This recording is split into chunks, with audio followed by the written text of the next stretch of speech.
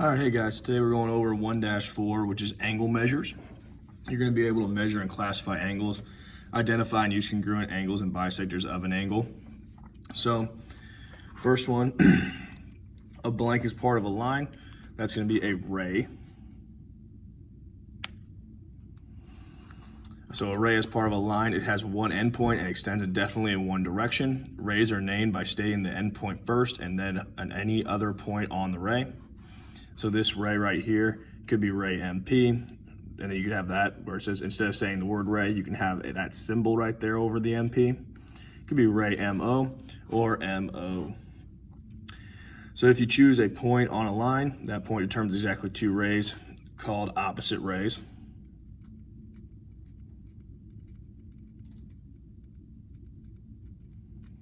Since both rays share a common endpoint, opposite rays are collinear. So ray JK or JH and ray JK are opposite rays. An angle is formed by two non-collinear rays that have a common endpoint.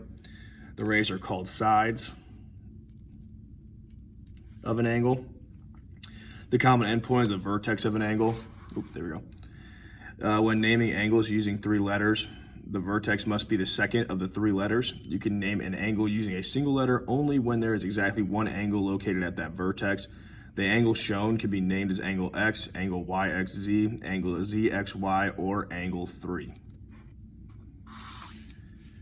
An angle divides a plane into three distinct parts. Points Q, M, and N lie on the angle. Points S and R lie in the interior of the angle, and points P and O lie in the exterior of the angle.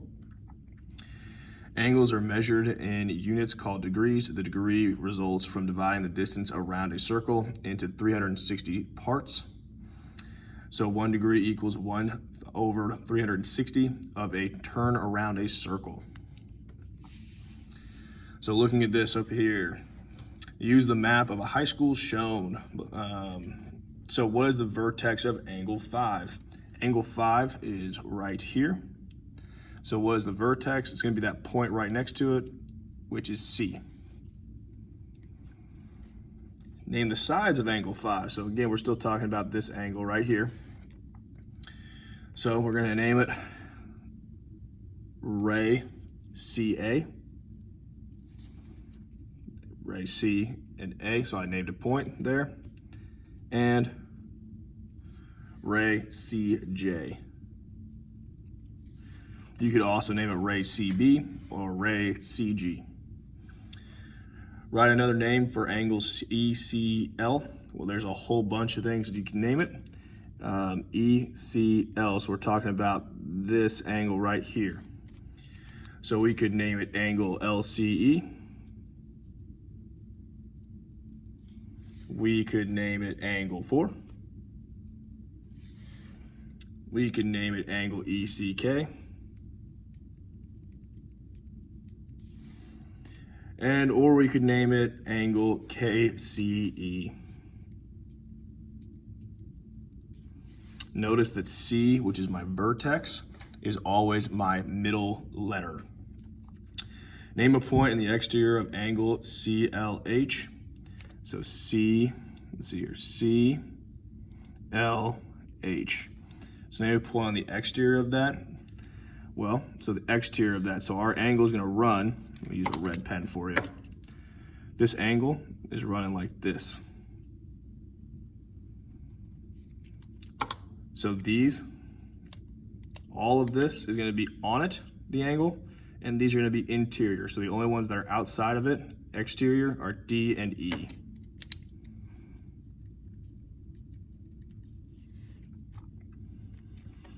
So to measure an angle, you can use a protractor. Angle DEF shown is a 50 degree angle. So we can say that, turn the page. See it. Degree measure of angle DEF is 50, or angle DEF equals 50. So a protractor. A protractor has two scales running from 0 to 180 degrees in opposite directions. You're going to place the protractor, place the center point, which is a little circle right here, at the point of the on the vertex, excuse me. And then you have since ED is aligned with the 0 on the inner scale, use the inner scale to find that ray EF intersects the scale at 50 degrees. So all you're doing when you're using this protractor, you're gonna line up your vertex with this little open circle. If you can see in the picture right there, it's an open circle right there. Make sure one of your rays is lined up with 0, and then whatever number your other ray goes across is gonna be at, that's where your degree is. So we know that is 50 degrees because it crosses at 50. So classify angles. A right angle is 90 degrees. An acute angle is any angle less than 90 degrees. And an obtuse angle is above 90 degrees. So it's in between 180 and 90 degrees because it's above, if it's over 180 degrees is a straight line. So we can't consider that.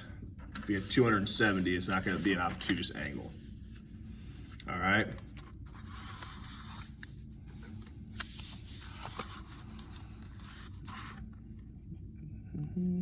All right, so opposite rays with the same vertex form a straight angle. Its measure is 180, unless otherwise specified in this book. However, the term angle means a non-straight angle.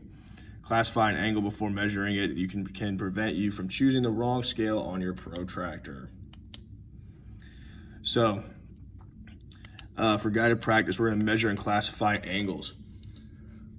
I am just gonna classify these things because we don't have protractors for a classroom set. So, angle AFB right here. First of all, we can see that this is a right angle, so we know this side is a right angle. Clearly, AFB is less than 90. If it's less than 90, we know it's an acute angle. CFA. Well, I just told you that side is 90 degrees. So this is gonna be a right angle, and we already know right angles are automatically 90 degrees. AFD. Well, AFD, this big angle right here, if AFC is 90 and this is greater than that, we know that it's obtuse. And then the last one, CFD, again, we know it was given to us that this one is 90. It is less than 90, which means it's acute. All right, just the segments that have the same measure are congruent segments, excuse me. Angles that have the same measure are congruent angles. In the figure, since angle AFB or ABC equals angle FED, then angle ABC is congruent to angle FED. Matching numbers of arcs on a figure also indicate congruent angles, so angle CBE is congruent to angle DEB. All righty, solve some. Algebra in the figure, ray BA and ray BC are opposite rays. Ray BH bisects angle E at BC. That information is actually for number 4. All right, so let's look at number 3 though. Suppose angle JKL equals 9y plus 15. So JKL, so this guy right here, this big old one, it's gonna be 9y plus 15. And JKN, so just this smaller one, is gonna be 5y plus 2. Find JKL. Well, first of all, see how this one right here says in the figure ray BA and BC are opposite rays, and ray BH bisects angle EBC. Well, it's cut off in this one, but NK is a bisector of this. It's given to us in the problem. It just got cut off in our notes for whatever reason. So NK is a bisector. And the reason that's important, we now know that this angle is congruent to this angle. They're the same, all right?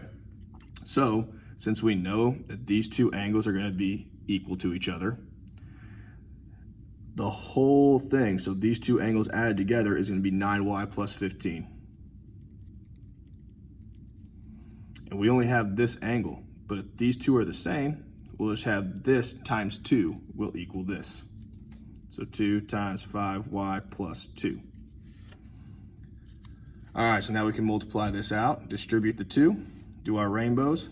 So 9y plus 15 equals 10y plus 4. Subtract 9y from both sides. You get 15 equals y plus 4. Subtract 4. So 11 will equal y. And that is awesome. But we're trying to find angle JKL. Angle JKL is 9y plus 15. So angle JKL will equal 9y plus 15. So we need to substitute that 11 in for y. So that'll be 9 times 11 plus 15. 9 times 11 is 99, plus 15 will be 114. So angle JKL will equal 114 degrees. All right. So if angle ABE, and now this information up here is now for these 4 and 5. So angle B or BH is going to be a bisector of angle EBC. So ABE equals 2n plus 7. So this one, little guy right here, is 2n plus 7. And angle EBF, which is this guy right here, is 4n minus 13. And we see these little markings right here. Oop, no, you can't. Now you can see these little markings down here. That means that they are congruent.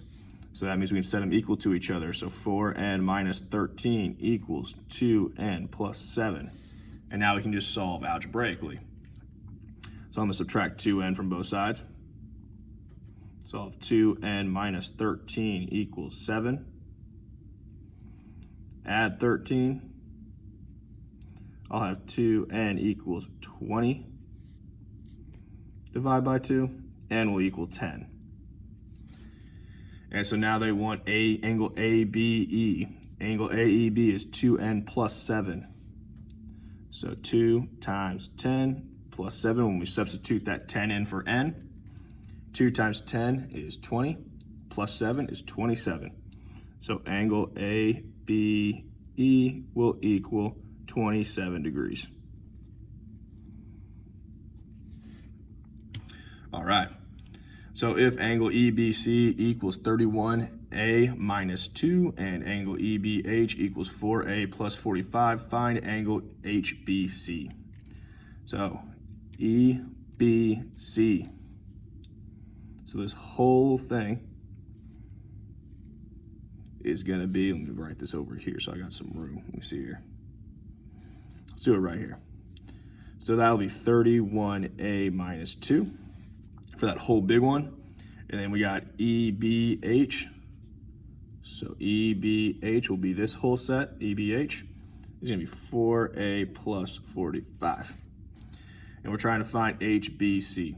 And remember, as we saw up here, BH is a bisector of this EBC. So again, what that means is EBH is going to be equal to HBC. They're going to be the same. So we can set it up just like we did in our earlier problem of 2 times 4a plus 45 equals 31a minus 2. Again, because that makes both of these are equal, that's why we can do 2 times and then set them equal to each other. So we're going to distribute our 2, do our rainbows. Well, 8a plus 90 equals 31a minus 2. I'm going to subtract 8a from both sides. So I'll have 23a. Oh, not on that side, excuse me. 90 equals 23a minus 2. Add 2 to both sides. So then I'll have 92, move over here a little bit. 92 equals 23a, divide by 23. So a equals 4. And what angle are we trying to find? HBC. So we're trying to find HBC, and that is the same thing as 4a plus 45. So we'll have 4 times 4 plus 45, because we plug in that 4 for our A. 4 times 4 is 16, plus 45 is 61. So angle HBC equals 61 degrees. And that is all for section 4.